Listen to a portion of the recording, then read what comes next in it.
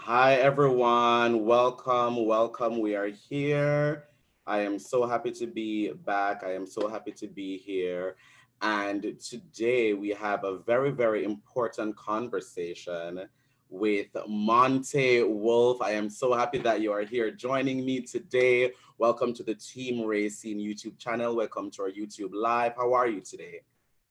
Thank you. I'm good. I'm good. How are you?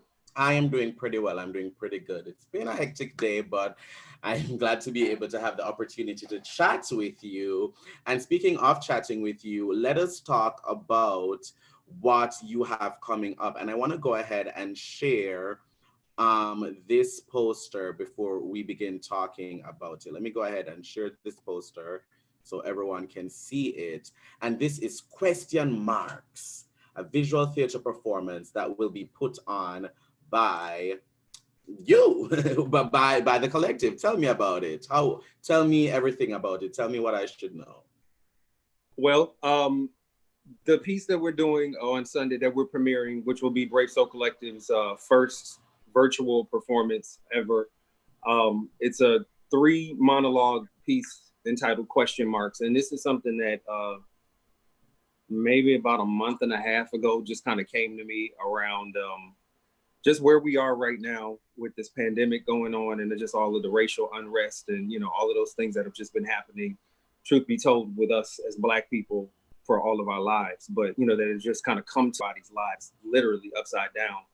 That was just a lot. So when I got the idea in my head to do this, the first thing I did, which I'm working on, is I always kind of doubt myself. I'm like, okay, well, does this make sense? Is this going to resonate? Is this going to be okay or whatever? And I shared it with my close friend Josette Marina Murray, who is one third, another third of the cast of the show.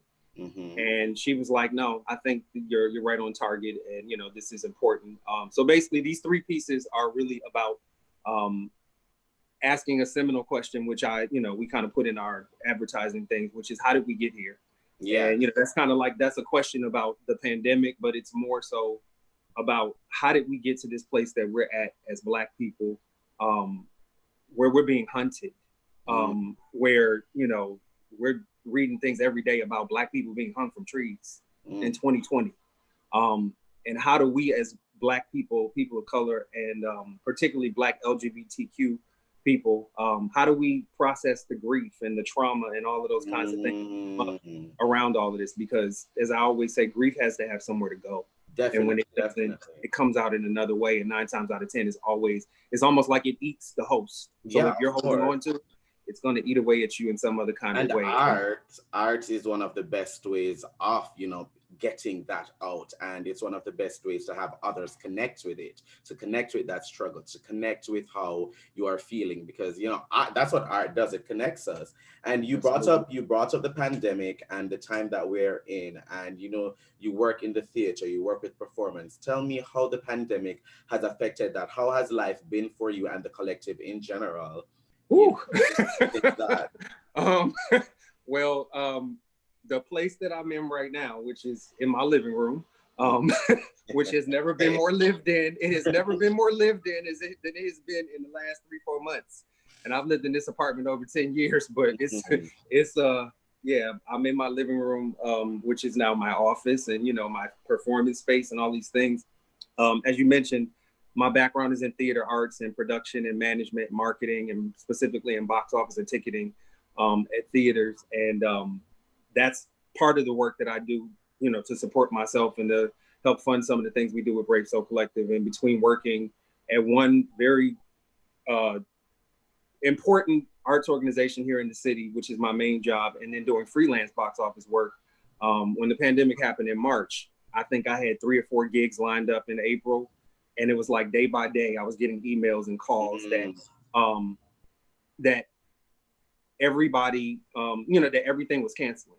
Yes. That everything was canceling, and I was just kind of like, okay, what is going on? Because it's like, how am I supposed to live? And in addition to all of this, yes, everybody else around me is experiencing all these things, but being laid off or fired or let go. And for me, I went through phases. I went through this phase of just kind of being like, okay, and that was at maybe around March 13th.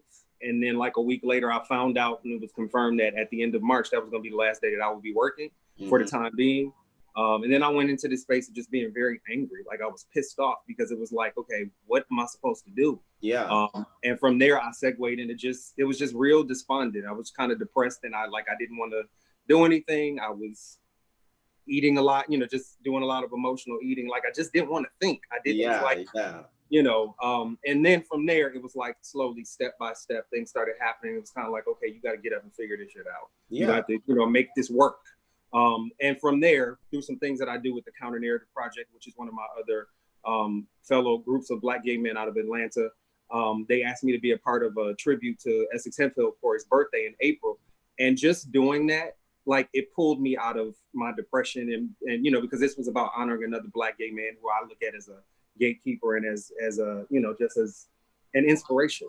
Yeah. And, doing that and seeing it back, I was like, okay, you got to get up and figure this out. And slowly over the course of the next couple of months, when things started to even out and I knew how I was going to make it work financially and everything else, the art started to the bug started to it was that was going to be my next question. I was going to ask if, because of this time, one, the pandemic, two, so much time being alone or being by yourself, or so much time being inside, as well as what's currently going on now when it comes to, racial injustice in this country, how all of that may have inspired your art, how you've been inspired now during this time. Oh yeah, it definitely did. And that's why when Charles Stevens from the Counter Narrative, and actually before I did the Essex Hemphill thing, the Counter Narrative just pulled something together really at the last minute at the beginning of April, which was asking other Black gay men like myself, okay, how is COVID-19 affecting you? And even when he asked me the questions, my knee-jerk reaction was to do what I always do, which is to just be very honest and tell the truth. But in doing that, it was like, I said, I'm unemployed. I have a limited amount of money. I don't know when I'm going to work again. And my, I don't know how long it's going to take for my unemployment to be approved. And I typed it all out. And something was like, you don't need to be telling all your business like that. Mm-hmm. And my next thought was like, no, why are you going to bullshit about this? This is what's happening. You didn't get to this place by yourself. And I did. And just the response that I got from other people, just thanking me for being that honest about what they were going through. Again, that was the start of it. And then when he asked me a couple weeks later to do the Essex thing and seeing it back, I was like, okay, I'm going to be able to figure this out. I still didn't know. So over the course of the next month, I did my dear friend and mentor, Alan Sharp. We normally do something every year for DC Black Pride in May. And he got the idea. Alan is like the inspiration for a lot of what I do. But when he decided to go virtual with his show, it was me and probably about 10 other people and other folk, a lot more that he had to record with on Zoom. And we did the rehearsal. And then when I saw back my scene, and this was with 2 people. And what we're doing on Sunday is just each individual monologue. So I want to start off slow. And then maybe the next thing we do, we'll do some scenes, but it's just a lot of technicality and a lot of stuff. For me, it's foreign because if I got to go and put a show up in the theater tonight at 7 o'clock, I can make that shit work and rock. Yeah, but the virtual thing is a whole new listen. Yeah, this is like all new terrain. And I'm pretty tech savvy. I do graphic design. I work with computers or whatever. But a lot of this is just like, it's like walking in the dark. So, just trying to figure all it out. But when I saw him do that and come up with the template and the model that he did, I'm like, we can make this work. And then from there, the other third of that makes up our cast, Themby Duncan, she actually posted a picture from a show that we did 5 years ago called Plot Twist, which was for the DC Black Theater Festival in June of 2015. So it was actually around the same time of the year 5 years ago. And she was talking about the piece, one of the pieces that's in the show called My Sweet Black Babushka, which is about a mother of someone who was killed by a racist cop. Ooh. And she posted a picture from the show and she was like, I have not been able to, she's like, this just shook me to my core. Yeah. And this was around the time when all the Ahmaud Arbery stuff happened because the George Floyd stuff hadn't even happened yet. And when she sent the picture that day, it was just a day where I was down. I was just going through a lot of stuff. And I came home from running to grab some food for the first time in like months, from actually walking somewhere to go pick up food and come back. And I saw her post and something in the back of my head was like, you did that. You started that. You created that. And she just said, this is important. It's important now more than ever. And that's when my wheels started turning. It was like, so what if we did? And slowly from there, it all just started to come together. Yes. So. I love to hear that, and I'm glad that you touched on that one piece. Could you give us, not too much, don't give it all away, but give us a little bit of insight into the other pieces, you know, that Yeah, audiences will experience on Sunday? absolutely.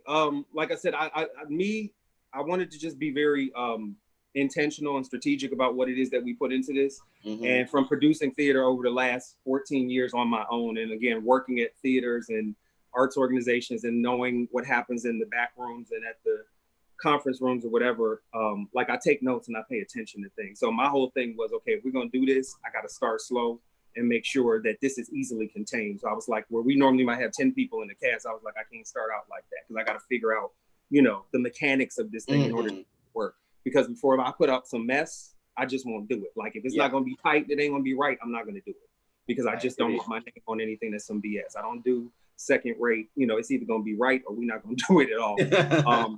So I chose the three pieces that I did because ironically enough, all three pieces are pieces that were written anywhere from 4 to 5 years ago. They're all pieces that were written years ago, but right now, given everything that's going on, they're more important than they were when we did them the first time. And then some of the pieces are different people performing them. But basically, there's three individual pieces. There's the piece that I will be performing. It's called Black and Blue and Pink. It's written by my friend Jared Schamberger, which is, it's a departure for him because a lot of the pieces that he writes for himself and for other people are a little bit more funny and upbeat. Like a lot of times when we do Brave Soul shows, a lot of stuff is so heavy. Jared is really good at coming in and doing something that's funny. Giving a moment of levity. Right. And it might be talking about something that's serious, but he handles it in a funny way. So it just kind of gives us a bit of a roller coaster. So that, again, I don't want people walking out of the theater being like, oh my God. So I kind of do that. But he wrote this brilliant monologue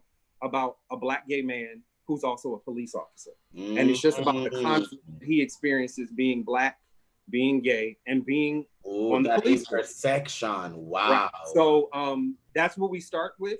And, that's what we hopefully, fingers crossed, we'll pull them in with.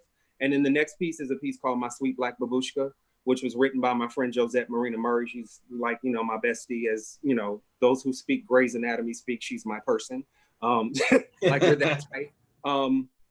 One of my persons, I'll say. But she wrote this piece about 5 years ago, and it is about a mother whose son was murdered by the police at some event or whatever. And without giving everything away, it's really about examining and unpacking what happens to the parents of children who are murdered by the police and just how they don't get a time to process their grief, the loss, the pain, and the trauma, because now in this day and age, silver lining in terms of being able to go after the predators and these people who are doing these things, the the cameras and all that stuff is great. But what that does for the parents in terms of having to stand in front of somebody at a press conference and you're mourning the loss of your child, or, just all the foolishness that happens around it. There's a lot going on. And you have to stand there and look at all of that. So this piece in a very jarring way that, will probably unhinge some people. It looks at what happens and where we're pretty close to something like this happening in terms of what happens in this piece. And like I said, I don't want to give it away. I want people to show up and watch the pieces. But it's just very, very serious, and it's very heavy because it's about making sure that, we as people of color, and particularly mothers and people who've been murdered or, who've been slain, that they just be given an opportunity to be able to grieve and to just try and start that process, because that's unimaginable. But it's unimaginable for you to lose your child or to bury your child, but then to not have the adequate time that you need to process that. Yeah. And then just constantly have it on display. That's like trauma all over again. So that's what the second piece is about. And the third piece is a piece that Thembi Duncan wrote, who's another dear friend of mine, just a brilliant writer, director, theater artisan, just like me. She wrote this piece called See Her. And it is about, in a nutshell, it's really about someone who's not Black and trans, acknowledging and holding people accountable and holding all of us accountable for all of the stuff that is happening, particularly with regard to the violence and the murders and the brutalization of Black trans women and Black trans people in general. Because it's really about holding everybody accountable and just like reminding us that a lot of us have privilege that we don't even realize. And, as I always like to say, sadly, with these murders of Black trans women, those calls are coming from inside the house. That Yeah. ain't white people. That ain't white people that's doing that to us. That's us doing that to us. And just like I can hold a racist white person accountable, somebody that's white, I mean, that's Black and heterosexual or questioning their sexuality or whatever, but decides they want to take somebody else's life because they're insecure or whatever the case was, they get called to task just like anybody else. 100. They don't get a pass. Definitely. So that's what the three pieces are about. It's all very, very raw. It's all very, very honest. And as I said in one of the quotes, and I always say, what we like to do with this work is rip the Band-Aid off, and then we want to treat the wound so we can heal. Yes, yes, I love it. So as I wrap up, I want you to, give the audience how they can keep up with you, how they can follow you, how they can keep up with the collective, how they can follow that, how they can watch the show on Sunday and be a part of that, as well as, you can plug any upcoming events that you guys might have. So I'm giving you the floor to go ahead and do that. And I will once again share the photo so everyone can see that. So go ahead. Okay, great. Thank you. Well, first of all, as is shown right now, the piece is called Question Marks. It's our first virtual performance to kick off our 14th year of operating Brave Soul Collective. This is happening on Sunday, this Sunday, June the 28th. It goes live. Well, it gets published to the public at 7 p.m. on Sunday.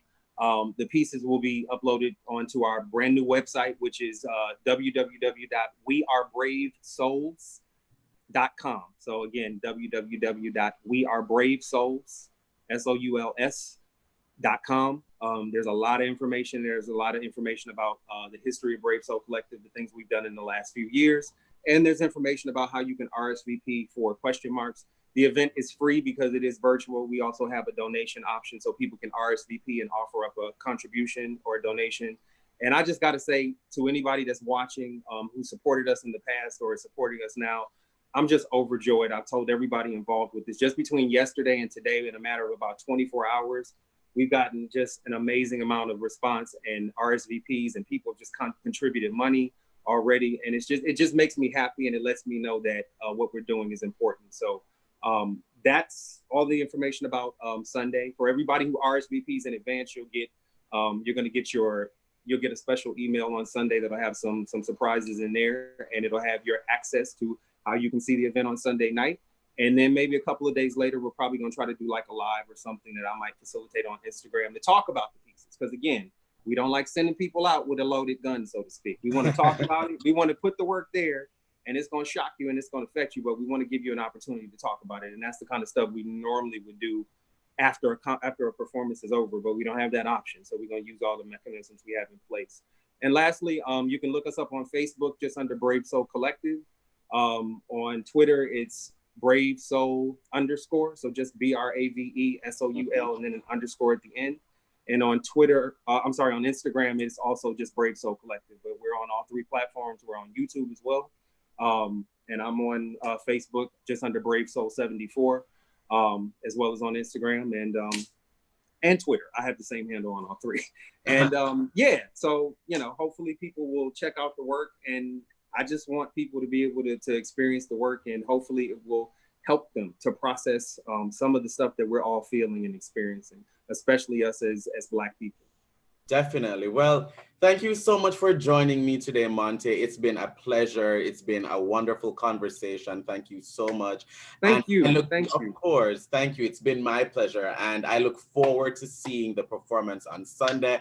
I cannot wait for it. It speaks to me personally. And so, I'm so glad for all that you guys are doing, and I can't wait to see. Thanks so much for joining me today. Thank you. I appreciate it. Bye. Have a good one. And all to our viewers out there, thank you for watching. Goodbye.